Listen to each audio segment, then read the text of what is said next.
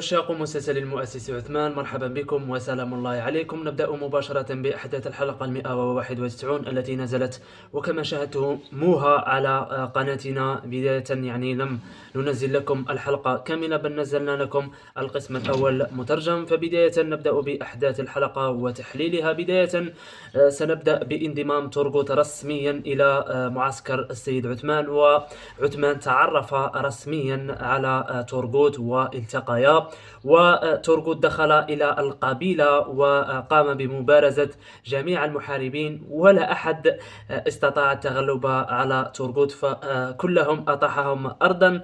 وبعد ذلك خرج عثمان من الخيمة أو من الخيمة، نعم، وشاف أو نظر إلى تورغوت وقال له: هل أنت تورغوت غازي؟ وأجاب تورغوت: نعم يا سيدي عثمان، أنا تورغوت رفيق درب أبيك أرطغرل. فتفاجأ عثمان وأجابه: مرحبا بك في مرحبا بك عندنا، ومرحبا بك في الغزو. فكذلك ننتقل إلى أورهان، والذي يقال بأن أورهان سينفصل بداية من حلقة اليوم وسيسافر إلى بورصة بهدف الحصار، وبذلك سينفصل رسميا عن المسلسل المؤسس عثمان حتى الموسم السابع بإذن الله تعالى. ولكن لن يعود بنفس الشخصية، الممثل إيمري، بل سيستعين كاتب المسلسل محمد بوزداق بممثل آخر يجسد هذا الدور. وهناك عدة ممثلين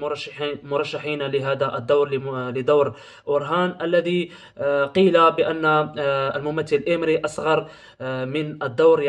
بداية من الموسم السابع سيتم استبدال عدة شخصيات بسبب النقلة الزمنية التي ستكون في المسلسل، وبذلك سيتم الاستعانة بممثلين أكبر سنا. فبذلك سيتم الاستغناء عن حليمة علاء الدين أو حتى أورهان وهوليفيرا وحتى غونجا. سيتم تغيير تقريبا نصف الكاست القائم حاليا بالممثلين. فقلنا بأن الحلقة هذه ستشهد انفصال الممثل إيمري الذي هو أورهان، ولن يعود الآن حتى الموسم السابع بإذن الله تعالى. وهناك عدة شخصيات مرشحة للعودة من جديد. هناك الحديث عن السيدة مالهون زوجة عثمان التي ستعود في الموسم السابع، ولكن ليست بنفس الممثلة.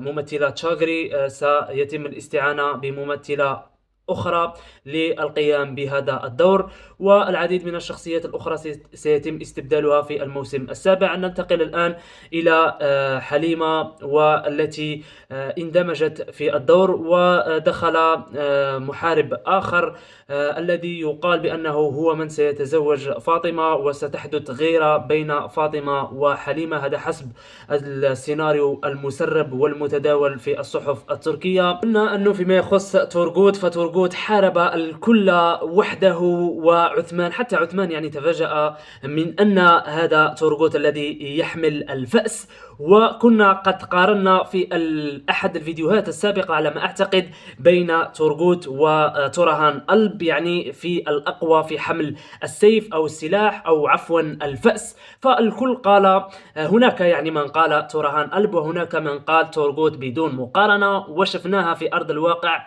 تورغوت تحارب أو تصارع مع تورهان ألب، للذكر بأن تورهان ألب هو مصارع في الحقيقة، ولديه أو له بنية جسدية أو بنية مورفولوجية ما شاء الله ضخمة. فكانت المقارنة ظالمة في حق تورغوت الذي تغلب بسهولة شديدة على تورهان ألب، وشفناها في الحلقة 191، وتغلب على الجميع حتى جيركوتاي وباقي المحاربين كلهم تغلب عليهم تورغوت. الأكيد بأن تورغوت أسطورة من الأساطير وأسطورة المحاربين لا محالة. فتورغوت لا نتحدث عنه فقط نحن، بل يتحدث عنه الجميع في مسلسل المؤسس عثمان. وحتى عودة تورغوت أضافت انتعاشا لمسلسل المؤسس عثمان الذي كان يتخبط في تدهور في المشاهدات فيما يخص ليس على اليوتيوب وإنما على قناة آتيفي التركية في البث المباشر، حيث أن الكثير من المتابعين اشتكوا يعني تماطل الأحداث وامتطاط الأحداث وتكرار الأحداث. فيعني تورغوت أضاف نوعا من الكاريزما ويعني تلك الدراما القوية للمسلسل.